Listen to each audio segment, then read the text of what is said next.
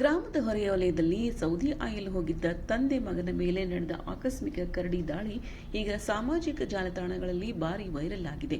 ಪ್ರತಿದಿನದಂತೆ ಬೆಳಿಗ್ಗೆ ಕಾಡಿನ ಅಂಚಿನ ಕಡೆ ಸೌದೆ ಕಡಿಯಲು ಮುಂದಾದ ತಂದೆ ಮತ್ತು ಅವನ ಮಗ ಅಲ್ಲಿ ಏನೋ ಅಸಹಜ ಚಲನೆ ಕಂಡರೂ ಗಮನ ಕೊಡದೆ ಮುಂದಕ್ಕೆ ನಡೆದಿದ್ದಾರೆ. ಆದರೆ ಅಚಾನಕ್ಕಾಗಿ ಗಿಡಗಂಟಿಗಳೊಳಗೆ ಕರಡಿ ನೇರವಾಗಿ ಅವರತ್ತ ಧಾವಿಸಿದೆ.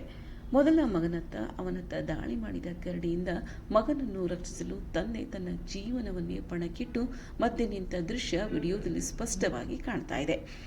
ಹಠಾತ್ ನಡೆದ ಈ ದಾಳಿಯಿಂದ ಇಬ್ಬರು ನೆಲಕ್ಕೆ ಬಿದ್ದುಕೊಳ್ಳುವ ಮಟ್ಟಿಗೆ ಪರಿಸ್ಥಿತಿ ಬಿಗಡಾಯಿಸುತ್ತಿತ್ತು.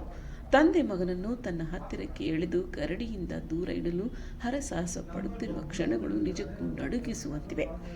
ಸೌದೆ ಆಯಿಲ್ ಹೋದ ಪ್ರಯತ್ನ ಕೆಲವೇ ಕ್ಷಣಗಳಲ್ಲಿ ಜೀವಾಪಾಯವಾದ ಘಟನೆ ತಿರುಗಿತು. ಘಟನೆಯ ನಂತರ ತಂದೆ ಮಗ ಇಬ್ಬರಿಗೂ ಸಣ್ಣ ಪುಟ್ಟ ಗಾಯಗಳಾಗಿದ್ದು ಚಿಕಿತ್ಸೆಗಾಗಿ ಆಸ್ಪತ್ರೆಗೆ ಕರೆದೊಯ್ಯಲಾಗಿದೆ.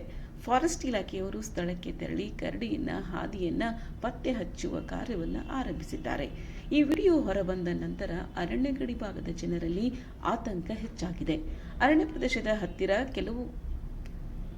ಕೆಲಸ ಮಾಡುವವರು ಹೆಚ್ಚುವರಿ ಎಚ್ಚರಿಕೆ ವಹಿಸಬೇಕೆಂದು ತಜ್ಞರು ಸಲಹೆ ನೀಡಿದ್ದಾರೆ.